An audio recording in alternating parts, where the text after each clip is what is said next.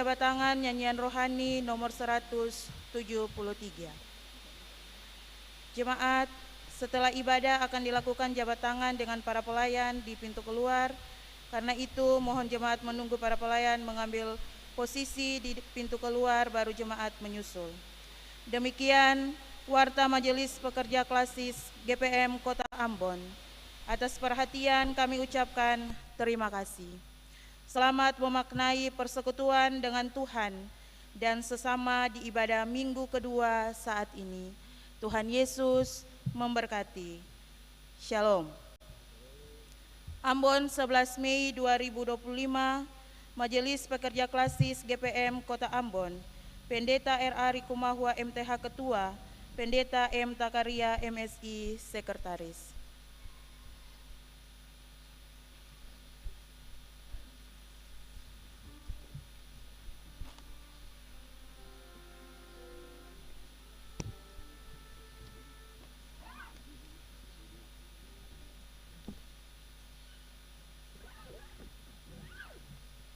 Saudara-saudara yang dikasihi oleh Tuhan, latihlah dirimu beribadah.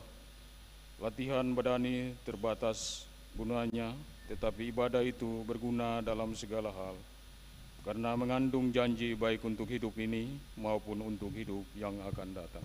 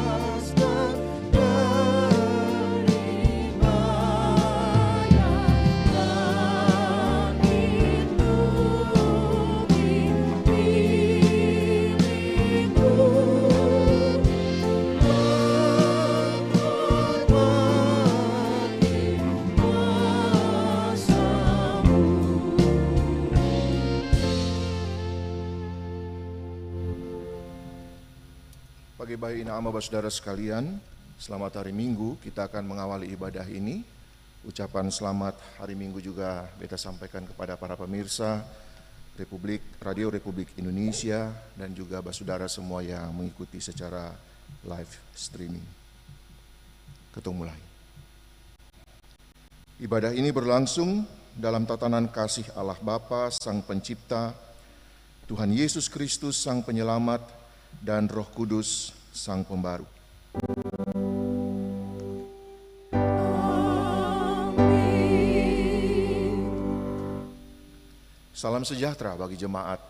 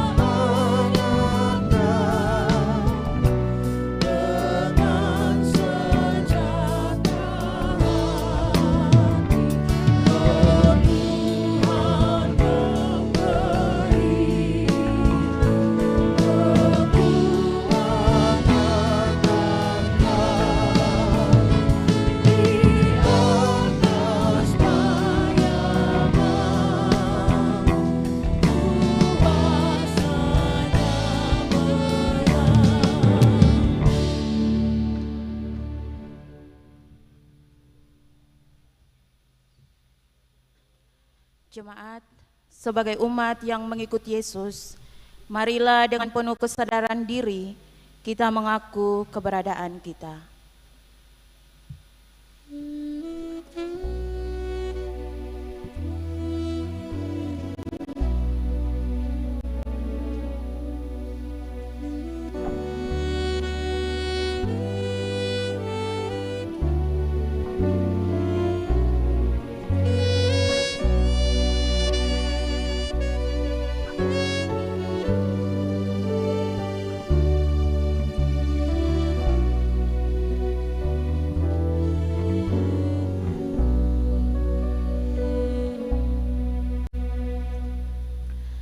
Ya Yesus, Engkau telah menebus kami.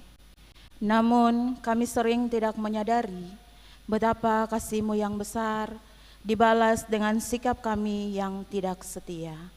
Ampunilah kami Tuhan.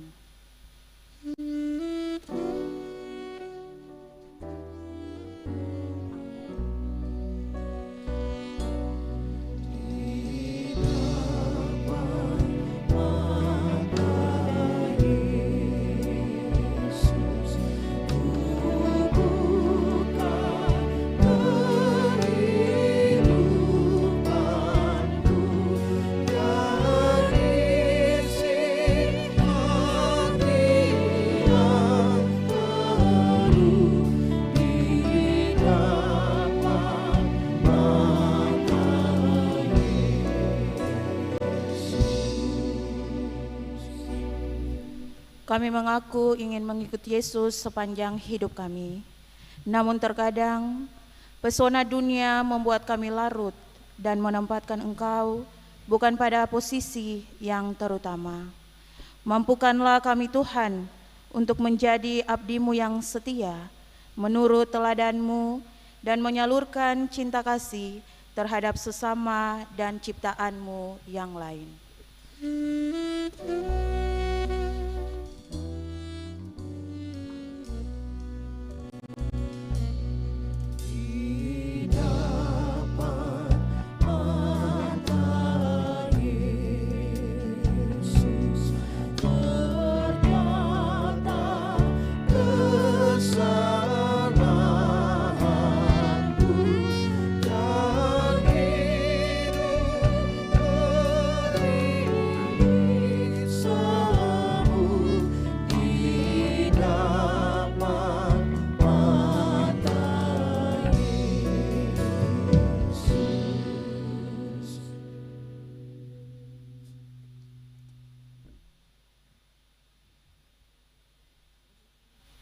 Jemaat yang dikasihi Tuhan, selaku umat yang setia di jalan Yesus, mengikuti Yesus berarti kita mempercayakan hidup sepenuhnya kepada Allah yang membaharui dan memberi kekuatan kepada kita untuk setia melakukan kehendak-Nya yang menyelamatkan. Firman Tuhan, tetapi orang-orang yang menanti-nantikan Tuhan mendapat kekuatan baru. Mereka seumpama Raja Wali yang naik terbang tinggi dengan kekuatan sayapnya. Mereka berlari dan tidak menjadi lesu. Mereka berjalan dan tidak menjadi lelah.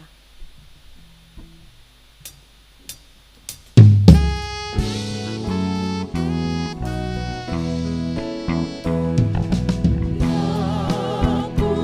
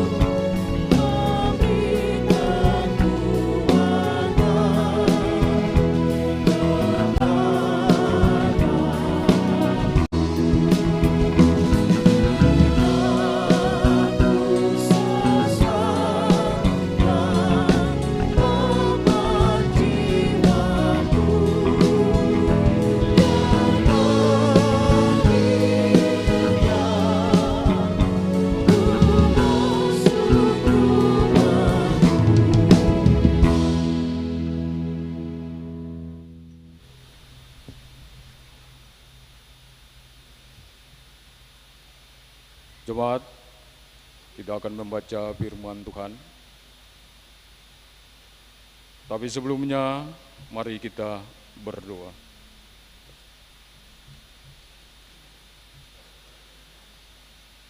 Datanglah ya Roh Kudus, mampukanlah kami untuk membaca Alkitab dan mengerti pemberitahan firman-Mu, serta melakukannya dalam hidup kami.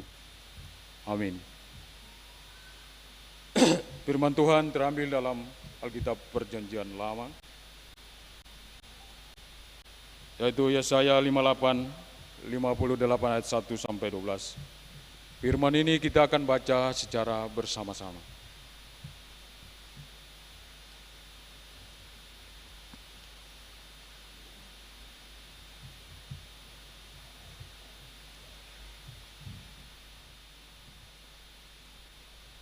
Kita akan mulai dengan judulnya, Kesalehan yang palsu dan yang sejati. Serukanlah kuat-kuat, janganlah tahan-tahan.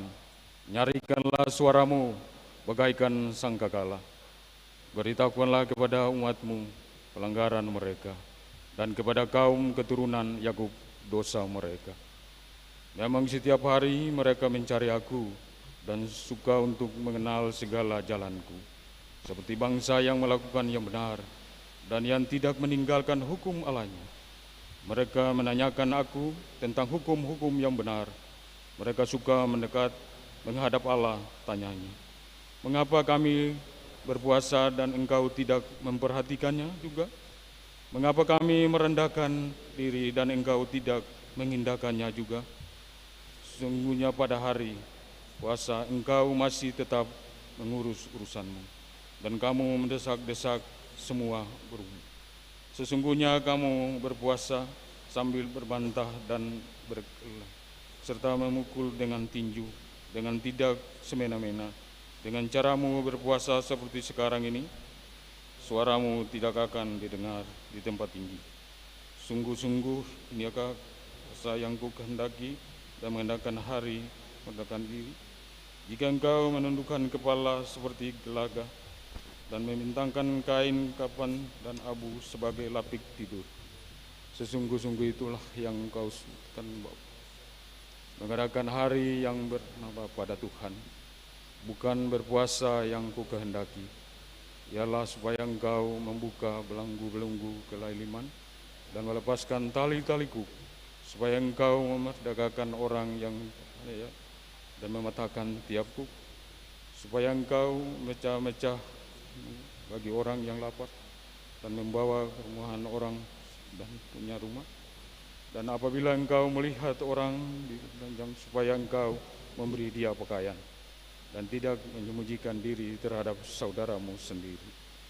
Pada waktu itu orangmu akan mereka seperti fajar, dan lakakmu itu dengan segera. Kebenaran menjadi bersinar daripada, dan kemudian Tuhan bersinar belakang. Pada waktu itulah engkau akan manggil dan Tuhan akan menjawab. Engkau akan berteriak minta tolong, dan ia akan berkata, ini aku. Apabila engkau tidak lagi mengadakan kepada sesamamu, dan tidak lagi menunjuk orang dan jari, dan apabila engkau menyerahkan kepada orang lapar apa yang kau inginkan sendiri, dan mungkin hati orang yang tertindas, maka teranglah aku dalam gelap, dan kegelapan akan seperti tambang dengan hari. Tuhan akan menuntut engkau senantiasa dan akan memuaskan hatimu, dan akan membaharui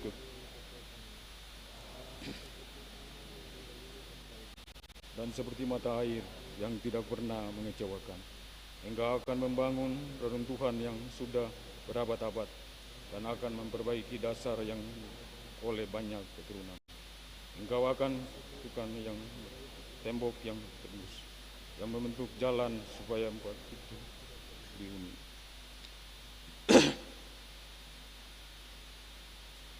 Berbahagialah saudara-saudari yang mendengar firman-Nya dan dimampukan untuk menyaksikan namanya kapan dan di mana saja.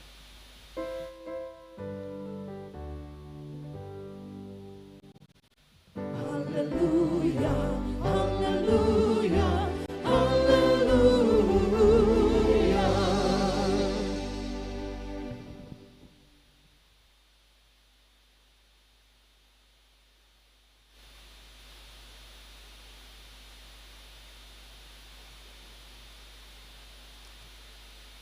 Pagi baik Ina Ama Basudara, orang tertua dan juga anak-anak yang datang pada saat ini di rumah gereja Maranatha. Selamat pagi, Shalom. Apa kabar?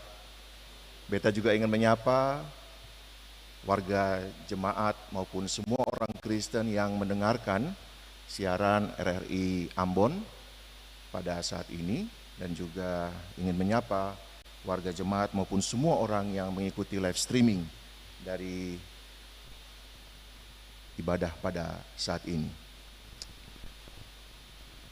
Ina ama basudara sekalian yang beta kasih, Yesaya pasal 58 ayat 1 sampai 12, ketong su baca sama-sama. Secara umum ada 3 bagian yang ketong bisa dapatkan dari situ. Yang pertama, dengan jelas pada ayat yang pertama disebutkan bahwa serukanlah kuat-kuat, janganlah tahan-tahan. Itu merupakan tugas yang diberikan Tuhan kepada Nabi Yesaya. Sebagai seorang nabi, maka dia harus menyatakan apa yang menjadi kebenaran Tuhan. Dan tidak boleh ditahan-tahan. Ditahan-tahan karena malu hati, ditahan-tahan karena ada pejabat-pejabat yang akan dikritik, ditahan-tahan karena mungkin saja ini berkaitan dengan keluarga dan kerabatnya. Tidak boleh ditahan-tahan, serukanlah kebenaran itu. Itulah yang kemudian memunculkan ungkapan suara profetik, profet, nabi. Maka suara kenabian itu adalah suara yang menyatakan kebenaran tanpa memandang situasi apapun, sebab kebenaran itu harus dinyatakan sebagaimana adanya. Bagian yang kedua, Ina ama saudara sekalian yang terkasih, katong bisa lihat bagaimanakah Nabi Yesaya memperlihatkan atau memberikan jawaban kepada orang-orang Israel yang pada waktu itu bersungut-sungut. Orang-orang Israel bilang, katong kurang apa lagi? Katong su ibadah, katong sudah memberikan yang terbaik, katong sudah kasih kolekta, bahkan katong sudah berpuasa. Tapi kenapa Tuhan tidak mengindahkan katong punya permintaan dan doa-doa? Ungkapan itu bisa dimengerti di dalam situasi umat Israel pada waktu itu. Yesaya itu terbagi menjadi 3 bagian. Jadi kalau kita membaca, setiap bagian itu mengungkapkan atau menyingkapkan satu suasana sejarah bahwa umat Israel berada dalam keadaan yang berbeda. Yesaya 58 menyingkapkan bahwa umat Israel pada waktu itu sedang berada di pembuangan. Ini nama saudara sekalian, kita bisa membayangkan orang-orang yang berada di pembuangan. Mereka tidak punya hak apapun. Hidupnya hanya bergantung kepada keputusan dan kebijakan politik dari pemerintah, dari kerajaan di mana mereka hidup. Mereka tidak punya hak apapun sebagai warga negara atau warga kerajaan pada waktu itu. Mereka mau dijadikan budakkah? Mereka mau disuruh kerja paksakah? Mereka tidak punya apa-apa. Dan karena itu maka ketika orang-orang Israel berseru kepada Tuhan, mereka mengharapkan Tuhan tolong, keluarkan kami dari situasi yang membuat kami menderita seperti ini. Tapi Yesaya bilang, sabar dulu. Kenapa kalian beribadah? Kenapa kalian memberikan kolekta atau persembahan? Kenapa kalian mau berpuasa?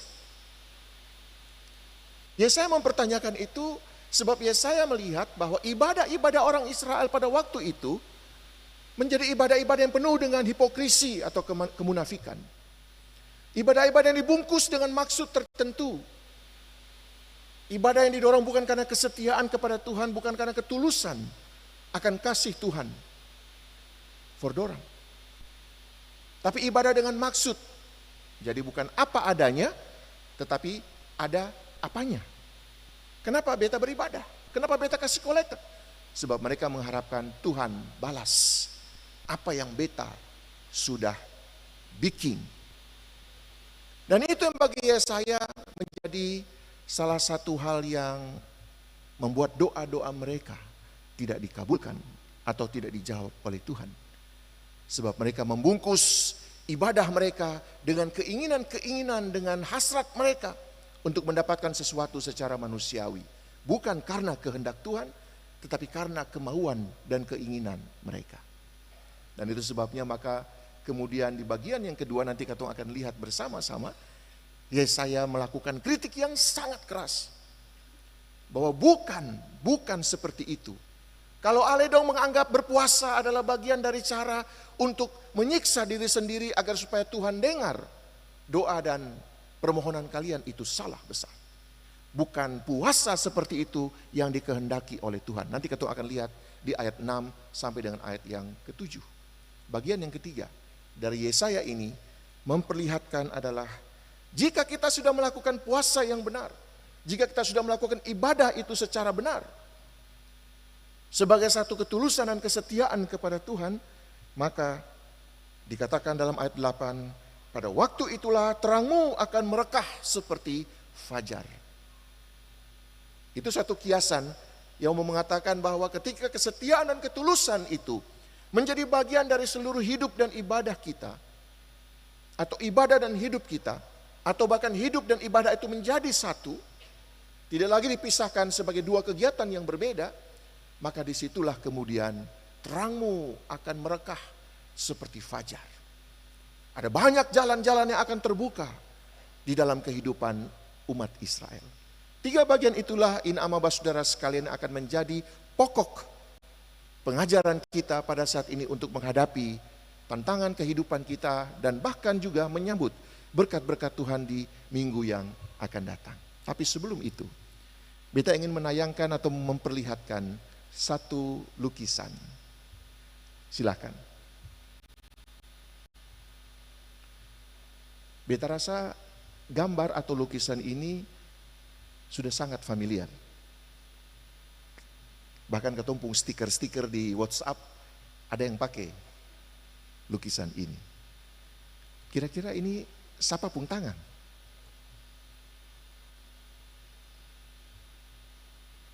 Ada yang bilang ini Tuhan Yesus punya tangan. Sing salah. Tapi dalam hal ini belum tepat. Ada cerita di balik lukisan tangan ini. Di abad ke-15, di sebuah kota, di sebuah desa dekat kota Nuremberg di Jerman, ada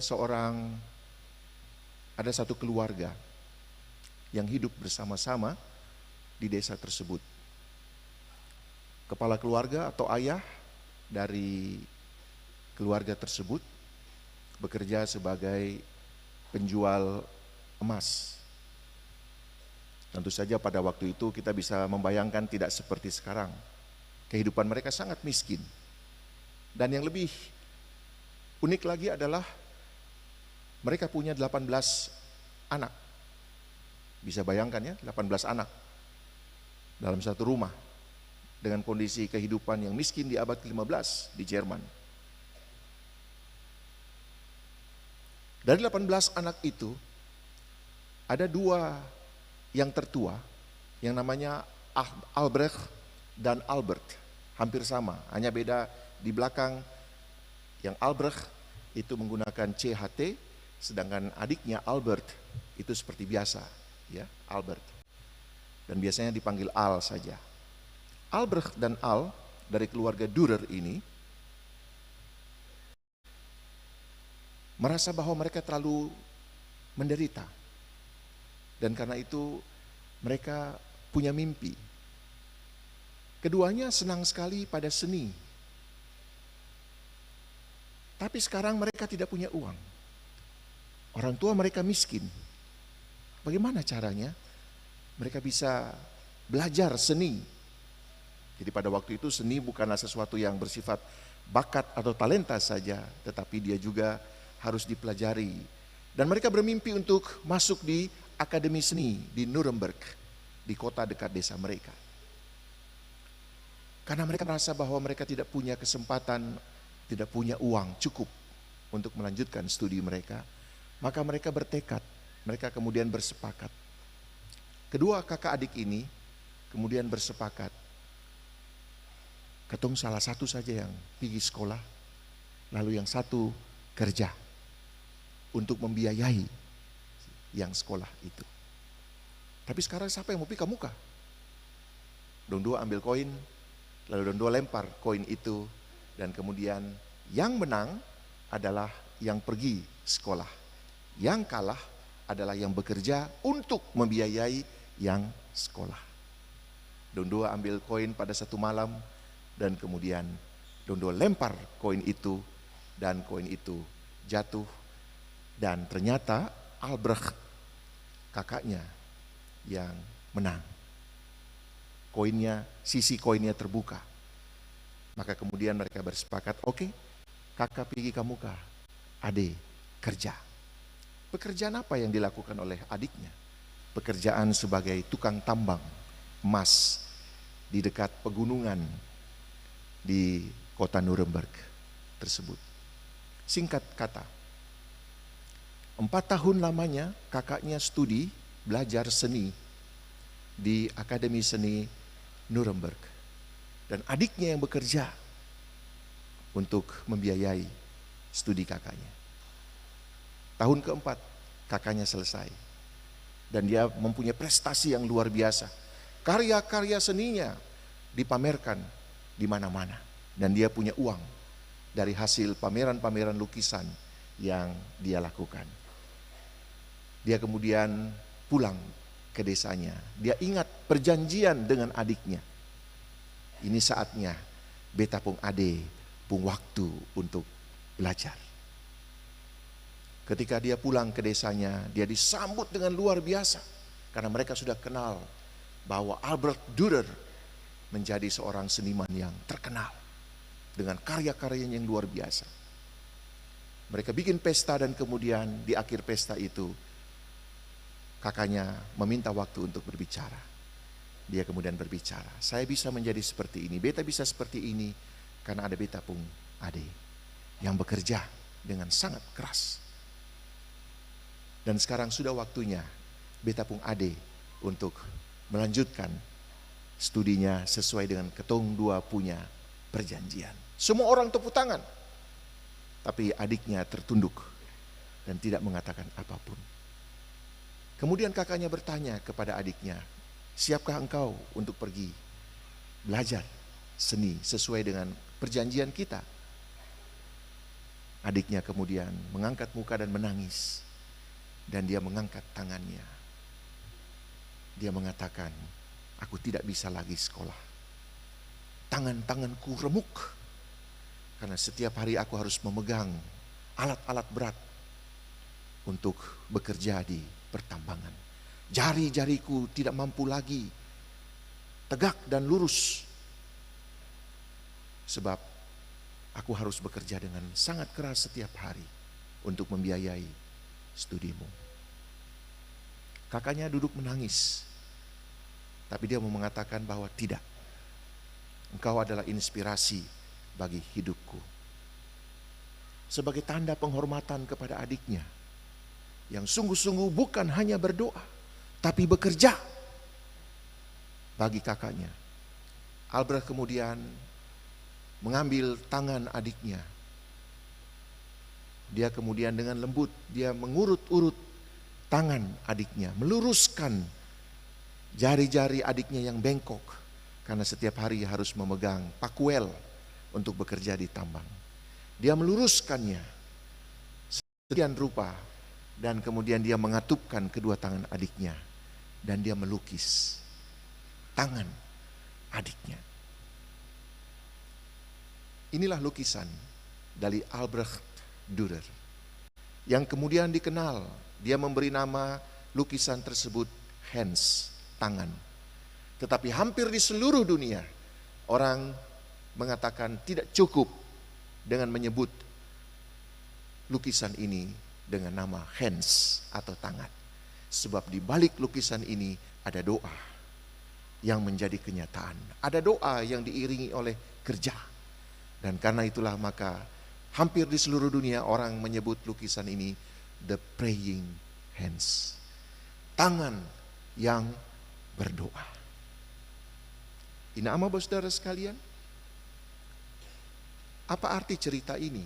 Jika kita membaca Yesaya 58 ayat 1 sampai 12. Ini adalah bagian dari sejarah dari kehidupan kita. Dan kemudian lukisan ini menjadi berkat bagi ketong semua. Dia dipajang di mana-mana. Dia menjadi lukisan di rumah-rumah. Dia menjadi stiker di WhatsApp kita. Di mana-mana. Dan hari ini kita mau bilang bahwa di balik lukisan tangan ini ada ibadah, ada kerja. Maka pesan dari cerita tentang dua kakak beradik Dürer ini mau mengingatkan kita sebagaimana Yesaya mengingatkan kita bahwa ibadah dan kehidupan bukanlah dua hal yang berbeda. Kita bisa menyebut saat ini sebagai ibadah, tapi sebenarnya ini adalah satu ritual di dalam kehidupan beragama. Setiap agama punya ritual. Tetapi makna ibadah atau dalam bahasa Ibrani disebut abodah sebenarnya adalah makna pengabdian. Dari akar kata B dan D dan H, abd, yang kemudian dikenal dalam bahasa Arab sebagai abdi. Sebenarnya memperlihatkan bahwa ketika orang beribadah, orang sebenarnya sedang menundukkan hatinya. Orang sedang menundukkan hati dan hidupnya. Dengan kesadaran bahwa katong ini cuma abdi. Katong ini cuma hamba. Tapi seringkali katong memisahkan antara ibadah dengan kehidupan. Padahal Yesaya mau mengatakan bukan. Bukan berpuasa seperti itu yang dikehendaki oleh Tuhan. Ayat 6 dan 7 dikatakan, bukan berpuasa yang ku kehendaki ialah supaya engkau membuka belenggu-belenggu kelaliman dan melepaskan tali-tali kuk, supaya engkau memerdekakan orang yang teraniaya dan mematahkan setiap kuk. Ayat 7. Supaya engkau memecah-mecah rotimu bagi orang yang lapar dan membawa ke rumahmu orang miskin yang tak punya rumah. Dan apabila engkau melihat orang telanjang, supaya engkau memberi dia pakaian dan tidak menyembunyikan diri terhadap saudaramu sendiri. Ina ama saudara sekalian yang beta kasihi dalam Kristus. Abodah atau ibadah itu bukanlah sesuatu yang terpisah dari ketumpung kehidupan. Dan Yesaya mengingatkan itu sebab apa? Sebab ketika orang-orang Israel memisahkan antara doa-doa mereka dengan kerja, dengan hidup yang nyata, dia hanya menjadi semacam bungkusan yang penuh dengan kemunafikan. Sebab mereka beribadah hanya untuk merayu Tuhan, mendengarkan apa yang menjadi keinginan mereka. Tapi mereka tidak duduk hening untuk mendengarkan apa yang menjadi maunya Tuhan. Seringkali ibadah-ibadah kita hingar-bingar. Dengan begitu banyak suara-suara, suara musik, suara lagu, suara doa-doa. Tapi kemudian suara itu senyap dan hilang di dalam ibadah, dalam hidup kita setiap hari. Yang kita dengar adalah suara-suara dari mana? Suara-suara dari hasrat kita sendiri. Suara-suara dari ambisi kita sendiri. Suara-suara dari keinginan kita sendiri. Dan kita tidak duduk diam dan senyap untuk mendengarkan apa suara Tuhan. Pada waktu kita sedang bekerja di kantor. Apa suara Tuhan ketika para guru sedang mengajar di kelas? Apa suara Tuhan ketika para dosen sedang mengajar di kelas dan berinteraksi dengan mahasiswanya? Apa suara Tuhan pada waktu kita sedang mengemudikan kendaraan kita baik sebagai pengemudi angkot maupun sebagai pengemudi Maxim? Apa suara Tuhan pada waktu kita sedang bekerja membersihkan jalan-jalan sebagai pembersih jalan? Apa suara Tuhan ketika kita sedang menjalani tugas kita sebagai pejabat-pejabat pada instansi-instansi pemerintahan?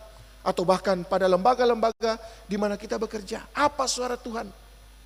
Kadang-kadang kita tidak mendengarkan itu sebab kita merasa bahwa ini waktunya kita bekerja. Nanti ibadah pada waktu hari Minggu. Hari ini Yesaya mau memperlihatkan bukan puasa, bukan ibadah seperti itu yang dikehendaki oleh Tuhan. Tetapi ibadah yang menyatu dalam hidup dan kerja kita. Bahkan hidup dan kerja kita itu adalah ibadah. Ini saudara sekalian, mengapa dalam ibadah seperti ini, dalam ritual semacam ini, ketong mesti duduk berdiri. Ada orang yang bertanya, mengapa ketong mesti duduk berdiri? Pengakuan iman berdiri, habis itu duduk lagi. Petunjuk hidup baru berdiri, duduk lagi. Mengapa? Sebab liturgi di dalam ibadah kita, dalam ritual semacam ini, mau menggambarkan tentang kehidupan kita yang juga penuh dengan dinamika naik dan turun kehidupan, keberhasilan dan kegagalan. Tetapi di dalam naik dan turun itu, dalam segala keberhasilan dan kegagalan dalam hidup kita, katong tahu katong adalah abdi Allah yang menyerahkan seluruh hidup kita untuk dituntun, dipandu oleh Tuhan. Dan itulah makna dalam liturgi mengapa kita berdiri dan kita duduk. Sebab itu menggambarkan bagaimana hidup kita juga ada waktunya kita berdiri, tapi ada waktunya untuk kita duduk dan mendengarkan. Ada waktunya kita mengambil tindakan, tapi ada waktunya untuk kita duduk dan merenungkan apa yang sudah kita lakukan. Maka Yesaya 58 ayat 1 sampai 12 menuju pada satu kata kunci, bahwa kalau kita menyebut ibadah bukan hari Minggu, ibadah adalah hidup kita. Sebab pada setiap tarikan nafas kita, kita hanyalah abdi Allah. Kita adalah hamba Allah, hamba Tuhan. Hamba Tuhan itu bukan pendeta. Hamba Tuhan itu adalah setiap orang yang mengaku Kristus sebagai Tuhan dan Juru Selamatnya. Dan karena itu di dalam kerjanya dia tahu bahwa dia adalah hamba yang sedang melayani Tuhan. Bukan melayani bos, bukan melayani atasan, bukan melayani pimpinan. Itu hanya hierarki organisasi. Tetapi sebenarnya kita sedang melayani Tuhan. Dan karena itu apa? Ketika kita melayani Tuhan, kita melayani dalam kesetiaan, kejujuran, dan ketulusan. Sebab sama seperti kata Ayub, aku keluar dari rahim ibuku dengan telanjang, dan aku juga akan masuk ke dalam liang kubur dengan telanjang. Katong telanjang di hadapan Tuhan. Katong singpung apa-apa di hadapan Tuhan. Katong Tuhan tidak melihat ada Fortuner di garasi rumah kita. Tuhan tidak melihat ada Alphard di garasi rumah kita. Tuhan tidak melihat kita pakai jam tangan Rolex yang harganya ratusan juta. Tuhan tidak melihat kita memakai sepatu Nike. Tuhan tidak melihat apa yang melekat pada tubuh kita. Tapi Tuhan melihat apa yang ada di balik kulit tubuh kita. Apa yang menjadi keinginan kita. Maka ibadah dan hidup kita sebenarnya adalah persembahan kepada Tuhan. Itulah kolekta terbesar yang ketong berikan. Bukan uang-uang yang kita masukkan di dalam tanggu-tanggu atau dalam kantong-kantong kolekta. Tapi hidup kita adalah ibadah yang kita berikan kepada Tuhan. Kerja kita adalah kerja bagi Tuhan. Sehingga tidak lagi orang mengatakan bahwa saya ingin kerja, saya ingin melayani, saya ingin bekerja di ladang Tuhan. Lalu rame-rame jadi pendeta. Lalu rame-rame jadi penginjil. Buat apa? Sebab setiap ladang di mana engkau bekerja, itu adalah ladang di mana engkau sedang memuliakan Tuhan. Itu adalah ladang di mana engkau sedang beribadah kepada Tuhan. Maka muliakan Tuhan dengan pekerjaanmu. Maka muliakan Tuhan juga dengan panggilan hidupmu dalam kerjamu. Apapun yang kau lakukan. Ketika kau melakukannya dengan kerendahan hati dan ketulusan, maka itulah ibadah yang sesungguhnya. Menurut Yesaya 58 ayat 1 sampai 12. Lalu apakah yang akan kita lakukan? Apakah yang akan kita terima ketika seluruh itu kita lakukan?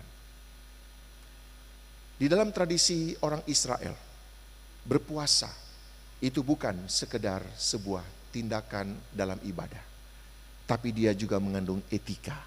Apa itu etika? Etika adalah hidup di dalam prinsip-prinsip kebenaran. Dan karena itu mereka tidak mau melacurkan kebenaran tersebut. Maka orang yang beretika adalah orang yang hidup dan bekerja dengan tahu apa yang menjadi prinsip kebenaran, kejujuran. Jika Tuhan sudah menempatkan saya pada bidang pekerjaan ini, maka beta akan melakukannya dengan kebenaran dan kejujuran. Sebab disitulah etika. Jadi bukan soal makan dan minum di dalam tradisi Israel. Berpuasa bukan soal makan dan minum. Berpuasa adalah cara menghormati bagaimana Tuhan memberikan berkat itu. Dan karena itu, maka makanan tidak boleh menjadi bahan perseteruan. Makanan tidak boleh menjadi bahan di mana orang bertengkar, tapi makanan harus menjadi sumber berkat. sumber persekutuan, sumber damai sejahtera. Dan karena itu maka orang Israel membuat aturan-aturan etika untuk makanan dan minuman tertentu, sebagaimana yang ketong bisa baca di kitab Imamat. Semua itu bukan peraturan kosong, tapi peraturan yang mengatakan hiduplah dengan nilai-nilai tersebut. Sebab hanya dengan cara itulah hidupmu menjadi ibadah yang sejati. Yesaya kemudian mengatakan jika kita melakukan semua itu, maka di dalam ayat 8 dan seterusnya dikatakan, pada waktu itulah terangmu akan mereka seperti fajar, dan lukamu akan pulih dengan segera. Kebenaran menjadi barisan depanmu, dan kemuliaan Tuhan barisan belakangmu. Luar biasa. Pada waktu kita melakukan semua itu dalam penyembahan kepada Tuhan, dalam kerja-kerja kita, maka dikatakan kebenaran ada di barisan depanmu, dan kemuliaan Tuhan ada di belakangmu.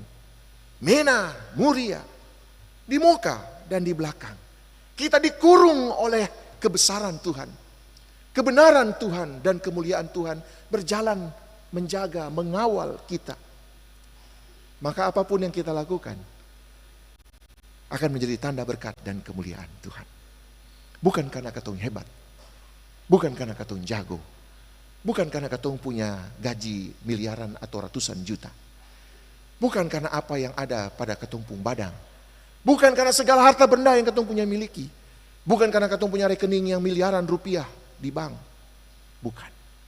Tetapi karena memang kebenaran dan kemuliaan Tuhan menyertai hidup kita, menyertai kerja kita. Sebab hidup kita adalah ibadah yang sejati. Mari kita jalani minggu yang akan datang ini dengan melihat bahwa ini cuma ritual di hari Minggu. Tapi ibadah yang sejati adalah ketika kita menyanyi dan memuliakan Tuhan pada waktu kita memulai pekerjaan kita. Ketika kita berdoa, mengawali kerja dan menutup kerja kita, dimanapun Ina Ama bekerja. Pada waktu dalam rumah tangga dan keluarga-keluarga kita. Rumah tangga dan keluarga kita penuh dengan puji-pujian, bukan penuh dengan caci dan makian. Ketika rumah tangga dan keluarga kita penuh dengan kemuliaan Tuhan, bukan karena kita menjadi orang-orang yang saleh dalam kemunafikan, tapi kita menjadi orang-orang yang saleh karena kita sudah dipilih Tuhan. Dan itulah makna sidi, makna sidik, sedekah. Bukan sedekah dalam arti pemberian, tapi dalam bahasa Ibrani sidik itu adalah orang yang saleh, adalah orang yang melakukan kebenaran, keadilan, kesetiaan, dan ketulusan. Kita adalah orang-orang yang sidik, orang-orang yang sidi. Dan karena itu maka jadikanlah hidup kita sebagai kebenaran dan kemuliaan bagi Tuhan. Selamat memasuki usbu baru. Hiduplah dan rayakanlah hidup kita sebagai ibadah yang sejati kepada Tuhan. Biar puji-pujian dan hormat serta kemuliaan hanya bagi Tuhan. Terpujilah Tuhan. Amin.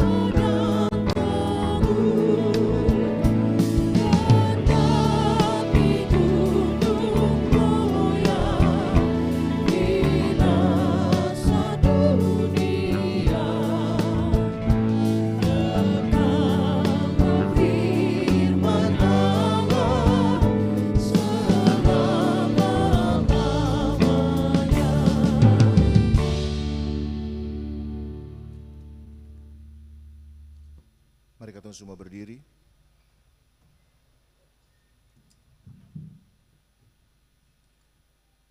Bersama dengan semua orang Kristen di seluruh dunia dan di sepanjang sejarah ini, kita mengaku iman dengan pengakuan iman rasuli demikian.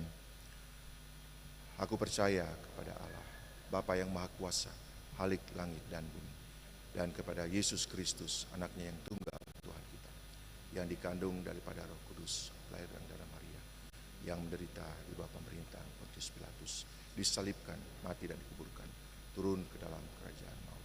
Pada hari yang ketiga, bangkit pula dari antara orang mati, naik ke surga, duduk di sebelah kanan Allah, Bapa yang Maha Kuasa, dan akan datang dari sana untuk menghakimi orang yang hidup dan yang mati. Aku percaya kepada Roh Kudus, gereja yang kudus dan am, persekutuan orang kudus, pengampunan dosa, kebangkitan daging dan hidup yang kekal. Silakan duduk. Bapak Roni Sahetapi akan memberikan persembahan pujiannya. Silakan.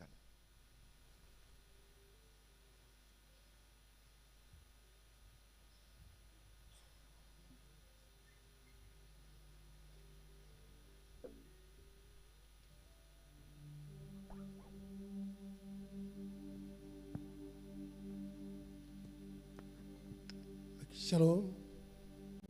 Baik Bapak Ibu, saya akan membawakan sebuah pujian yang berjudul Ku Bersyukur. Bila pujian ini menjadi berkat bagi kita semua.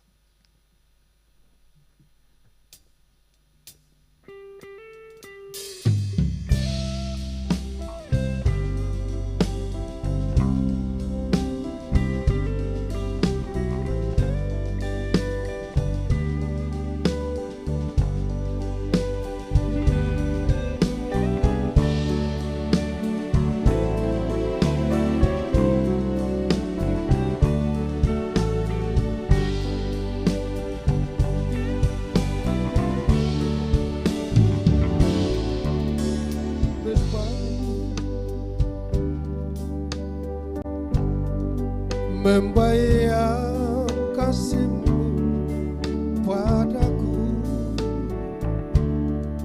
apa yang Kau berikan bagiku. Ku bersyukur atas semua itu.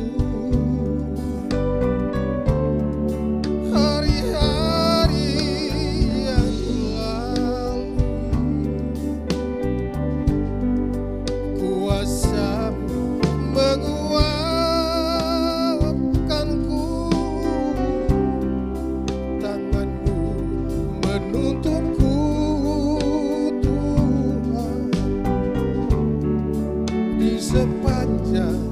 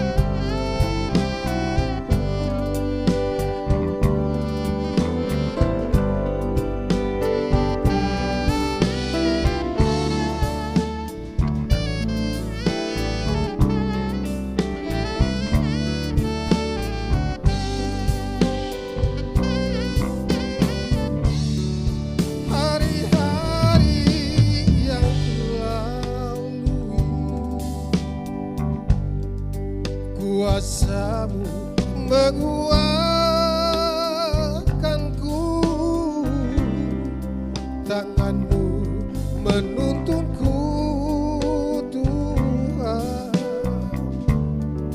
di sepanjang hidup ini. Tiada lagi duka dan lara, ku tenang dalam pelukanmu, ku rasakan zaman kasihmu saat ku serahkan seluruh hidupku. Ini pujian syukurku Tuhan untuk semua yang Engkau berikan. Terima kasih ya Tuhan. Haleluya.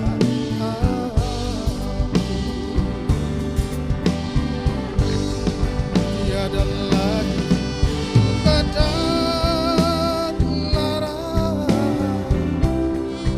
ku tenang dalam pelukanmu, ku rasakan zaman kasihmu saat ku serahkan seluruh hidupku. Ini pujian syukurku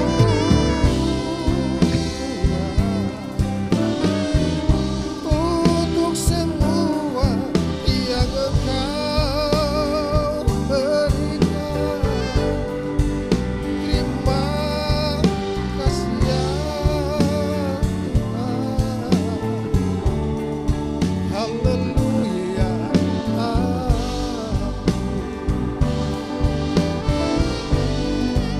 Terima kasih ya Tuhan. Haleluya.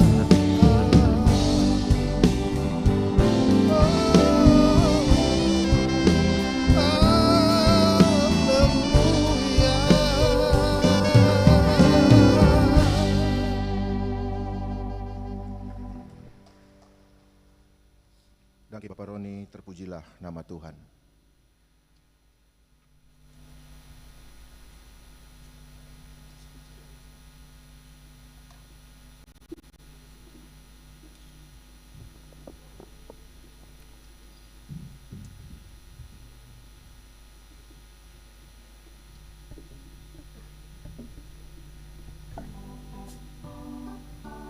Jemaat yang dikasihi Tuhan, marilah kita mensyukuri berkat Allah dengan menyerahkan persembahan kita kepadanya sambil mengingat firman Allah. Sebab daripadamu segala-galanya, dari tanganmu sendirilah persembahan yang kami berikan kepadamu. Persembahanmu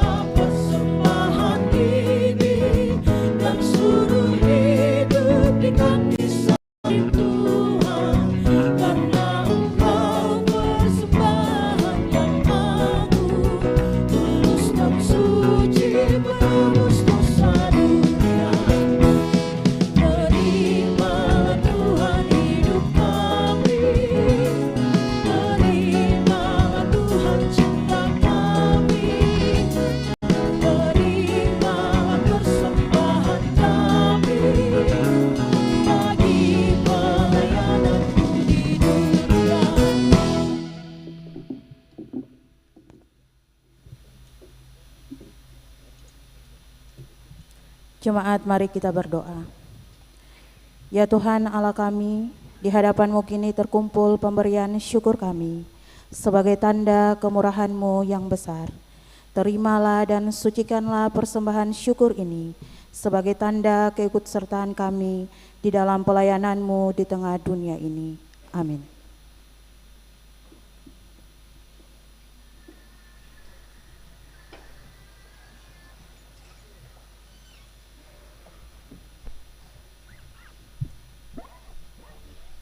Tira Salhuteru diberikan kesempatan untuk memuji Tuhan.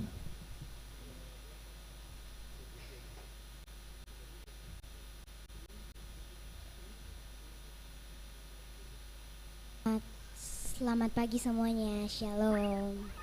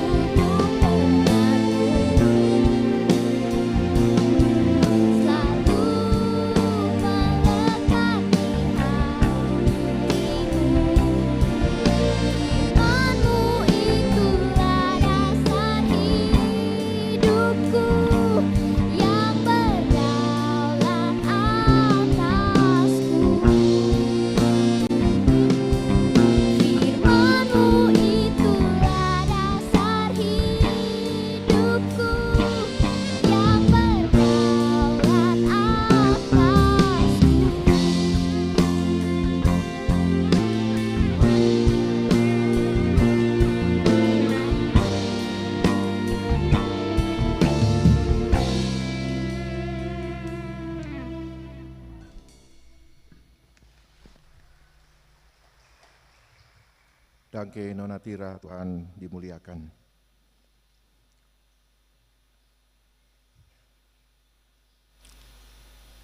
Mari ketung satu dalam doa.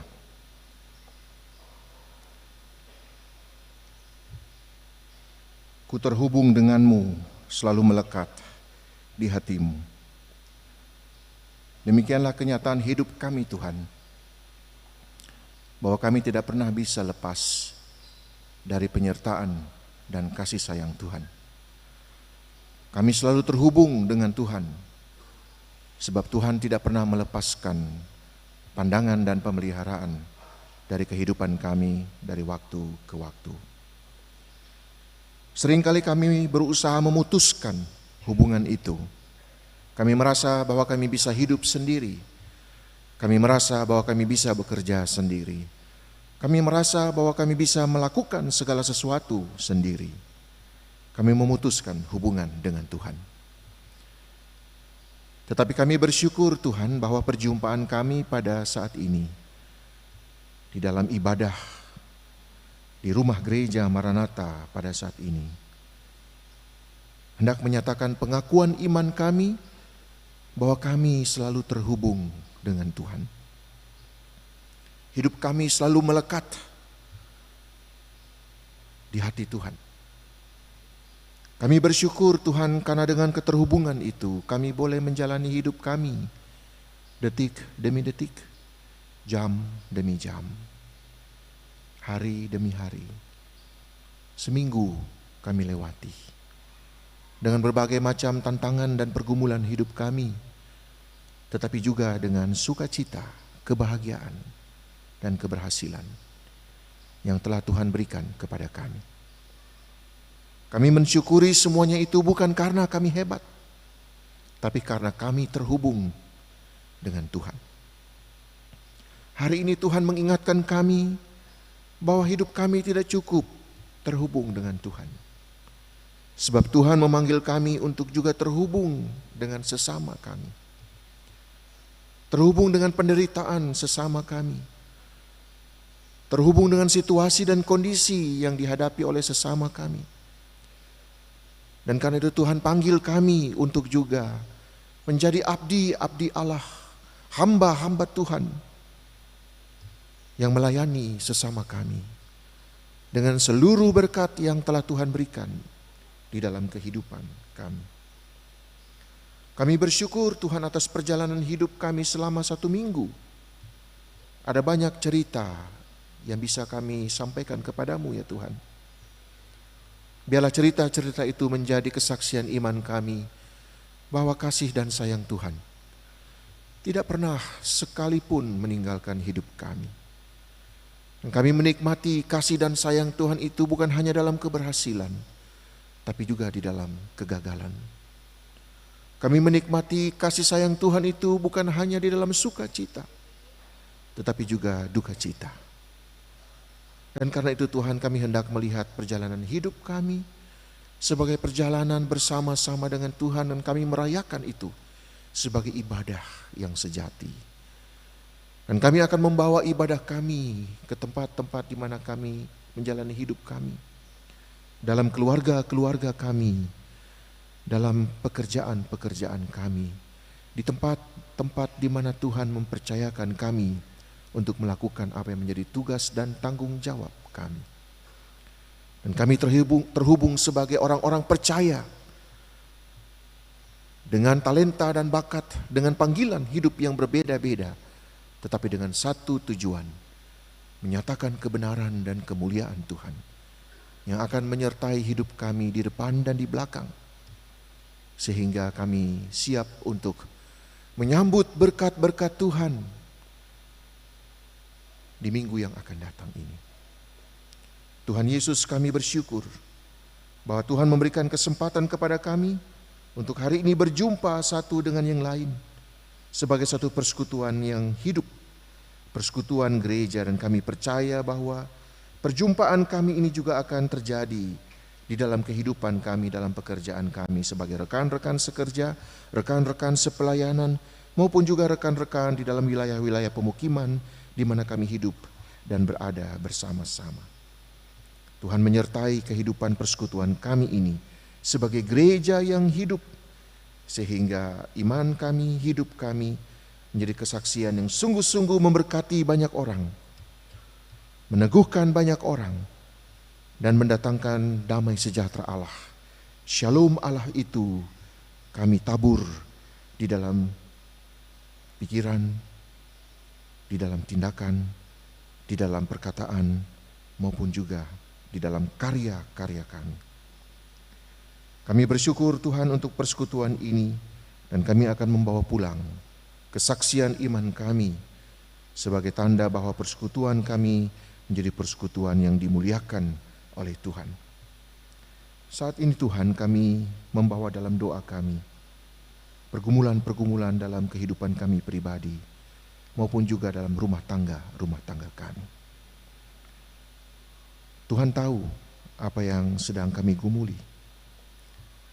Dan kami sungguh percaya bahwa Tuhan akan mendengarkan apa yang menjadi seruan dari pergumulan-pergumulan kehidupan kami. Kami percaya pula bahwa pada waktunya nanti, sesuai dengan waktu Tuhan, bukan waktu kami, Tuhan akan menjawab pergumulan-pergumulan kami tersebut dengan cara Tuhan, bukan dengan cara-cara manusia, dengan kehendak Tuhan, bukan dengan kehendak dan kemauan kami. Kami berdoa Tuhan dan menyerahkan kehidupan rumah tangga dan keluarga-keluarga kami, terutama anak-anak kami yang sedang menempuh pendidikan mereka pada setiap jenjang pendidikan. Tuhan jaga dan Tuhan lindungi, Tuhan rawat kehidupan mereka. Sebab mereka adalah fondasi dari masa depan eklesia, gereja-gereja, persekutuan yang hidup, yang akan menjadi tanda kemuliaan Tuhan di masa yang akan datang. Tuhan menyertai mereka dalam pendidikan mereka. Tuhan menyertai juga para orang tua yang mengajar kebaikan-kebaikan dalam kehidupan rumah tangga, sehingga mereka bertumbuh di dalam rumah tangga dan keluarga dan lingkungan yang sehat. Bukan hanya sehat secara jasmani, tetapi juga sehat secara iman. Mereka tampil menjadi generasi-generasi gereja yang tangguh, sungguh-sungguh tidak akan goyah dengan berbagai rupa-rupa ajaran yang saat ini sedang menghantam kehidupan kami sebagai masyarakat melalui berbagai macam media sosial. Biarlah Tuhan Engkau jaga dan Engkau kawal pertumbuhan dan pendidikan anak-anak kami pada setiap rumah tangga, pada setiap keluarga. Kami berdoa Tuhan bagi orang tua kami yang pada saat ini mungkin mereka tidak bisa berada bersama-sama dalam persekutuan di rumah-rumah gereja. Mereka mendengarkan pelayanan ibadah ini melalui siaran RRI Ambon. Mereka mengikuti pelayanan ibadah ini melalui live streaming, karena mereka berada di rumah-rumah mereka masing-masing. Tuhan jamah mereka. Tuhan berikan sukacita di hari-hari indah mereka, ketika mereka sudah melepaskan seluruh kerja-kerja mereka, dan mereka mengharapkan pertolongan Tuhan untuk menikmati usia-usia indah mereka pada saat ini bersama dengan anak-anak dan cucu-cucu. Tuhan jamah kehidupan mereka supaya mereka juga menjadi sombar dalam hidup kami sebagai anak-anak dan cucu-cucu melalui cerita-cerita pengalaman hidup mereka yang menguatkan dan meneguhkan kami sebagai anak-anak dan cucu-cucu di dalam hidup kami bersama. Kami mengucap syukur Tuhan untuk pelayanan yang telah kami lakukan pada saat ini di rumah gereja Maranatha. Bersama-sama dengan majelis yang bertugas dari Bukit Doa dan Sion. Tuhan menyertai kehidupan dan pelayanan para penatua dan diaken yang berada bersama-sama dalam tugas pelayanan pada saat ini. Memberikan mereka kekuatan dan kesehatan dalam tugas pelayanan maupun juga dalam kerja-kerja mereka di tempat di mana Tuhan mempercayakan mereka untuk melakukannya. Saat ini pula Tuhan, sebagai persekutuan orang-orang beriman, kami hendak mendoakan saudara kami Gideon Bevers yang telah menjalankan panggilannya, pelayanannya sebagai kantoria di gereja Maranatha. Saat ini dia sedang mempersiapkan dirinya untuk menyambut panggilan Tuhan dalam tugasnya yang baru di Jakarta. Dan karena itu dia akan melepaskan tanggung jawabnya sebagai kantoria. Apa yang telah dia lakukan Tuhan menjadi kenangan bagi kami, menjadi kekuatan bagi kami untuk terus melakukan tugas pelayanan kami dengan gembira.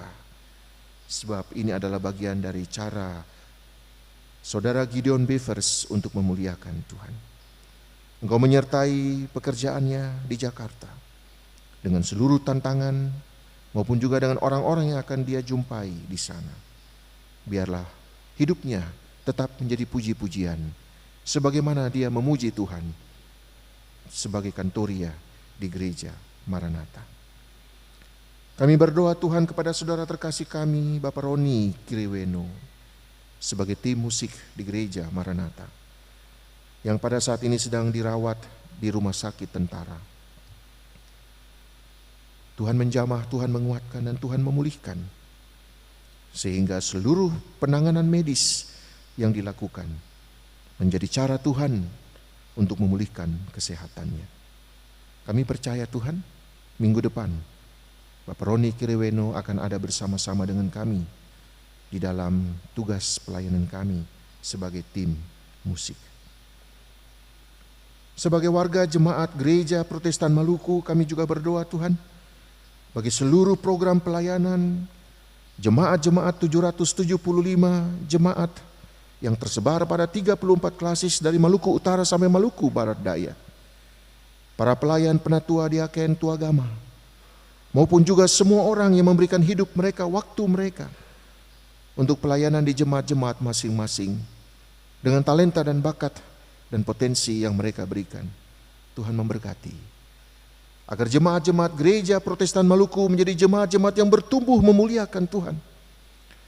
Bukan karena jumlah yang banyak, tetapi karena pelayanan yang berdampak bagi kemanusiaan di mana saja jemaat-jemaat ini berada. Maka gereja ini menjadi gereja yang kuat, bukan karena organisasinya yang kuat, tapi karena Tuhan yang menopang dan menguatkan para pemimpin gereja ini untuk bekerja sebagai hamba-hamba Allah, sebagai abdi-abdi Tuhan yang menjalankan tugasnya dengan kerendahan hati, dengan muka dan wajah yang tertunduk, dan sungguh-sungguh menyerahkan seluruh hidupnya bagi pelayanan di gereja ini. Dengan kerendahan hati itu pula Tuhan, maka gereja ini diberkati oleh Tuhan. Jemaat-jemaat dan keluarga-keluarga yang berada di dalam jemaat Gereja Protestan Maluku diberkati oleh Tuhan. Sebab kami berjalan dengan kebenaran dan kemuliaan Tuhan. Program-program pelayanan di klasis Kota Ambon, Tuhan Yesus memberkati semuanya itu. Sehingga kami bekerja dengan satu hati, satu pikir, dan satu iman. Sebab kami tahu apa yang kami lakukan, dia tidak tertuju kepada kemuliaan kami sebagai individu, sebagai pribadi, tapi bagi kemuliaan Tuhan. Kami berdoa bagi hubungan gereja-gereja di Kota Ambon, di Provinsi Maluku maupun di Indonesia. Sebagai anggota PGIW, sebagai anggota PGI, kami bersyukur Tuhan untuk keberadaan kami sebagai gereja-gereja yang hidup dan bersaksi di Indonesia ini.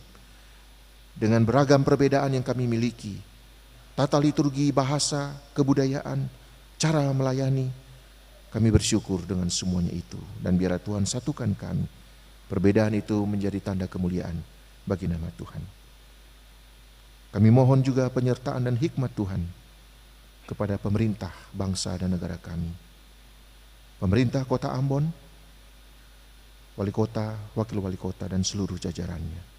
Pemerintah Provinsi Maluku, gubernur, wakil gubernur, dan seluruh jajarannya, maupun pemerintah nasional, presiden, wakil presiden, dengan seluruh jajaran kabinetnya.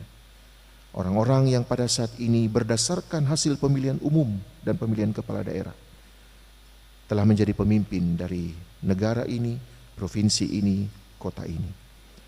Kami sebagai warga kota, warga masyarakat, warga provinsi, dan juga warga negara, kami berdoa Tuhan beri hikmat bagi para pemimpin bangsa dan negara kami ini, agar mereka menjalankan tugas dan tanggung jawab mereka, bukan karena kepentingan partai politik mereka, bukan karena kepentingan jabatan mereka, bukan karena kepentingan keluarga, kerabat mereka, tapi mereka bekerja karena rasa takut dan hormat kepada Tuhan yang telah memberikan kepercayaan ini kepada mereka untuk melakukannya. Kami topang Tuhan dalam doa-doa kami, agar seluruh kinerja pemerintahan kami, baik pada tingkat kota, provinsi, maupun juga negara Republik Indonesia ini, menjadi kerja-kerja yang mendatangkan damai sejahtera bagi seluruh masyarakat Indonesia. Dari Merauke sampai Sabang, Tuhan satukan kami untuk memuliakan Tuhan. Syukur kepadamu Tuhan, inilah doa kami yang kami naikkan dalam segala keterbatasan dan ketidaksempurnaan kami. Tapi sungguh Tuhan, kami percaya bahwa Tuhan telah menyatukan kami di dalam doa-doa dan kerja-kerja kami. Sama seperti lukisan The Praying Hands, tangan yang berdoa. Tangan yang berdoa itu pula akan menjadi tangan yang bekerja untuk kemuliaan Tuhan. Kami berdoa hanya di dalam nama Tuhan Yesus yang telah mengajar kami berdoa bersama-sama demikian. Bapa kami yang di sorga, dikuduskanlah namamu, datanglah kerajaanmu. Berikanlah kami pada hari ini makanan kami yang secukupnya, dan ampunilah kami akan kesalahan kami, seperti kami juga mengampuni orang yang bersalah kepada kami. Dan janganlah membawa kami ke dalam pencobaan, tetapi lepaskan kami daripada yang jahat. Karena Engkau yang punya kerajaan dan kuasa dan kemuliaan sampai selama-lamanya. Amin.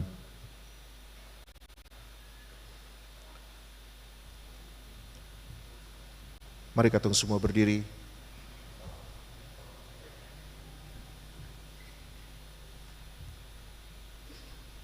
Ina ama saudara orang tetua yang beta kasihi, pergilah jalani hidupmu sehari-hari bersama kasih Tuhan. Percayakanlah seluruh hidupmu kepadanya dalam mewujudkan berbagai tanggung jawabmu.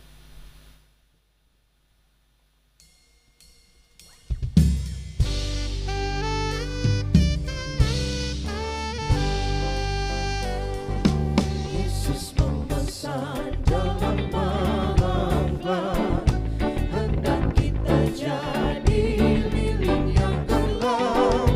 Akan hormat Tuhan percayalah, Anda masing-masing di sudutnya.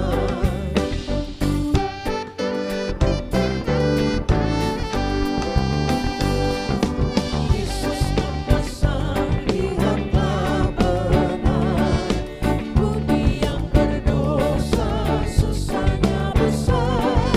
Jadi lilin bagus percayalah, Anda masing-masing bersudutnya. Sekarang terimalah janji penyertaan Allah. Kasih karunia Tuhan Yesus Kristus, kasih Allah Bapa, dan persekutuan Roh Kudus menyertai jemaat hari ini sampai selama-lamanya. Amin, amin, amin. Amin. Bersama-sama kita masuk dalam doa syukur pribadi.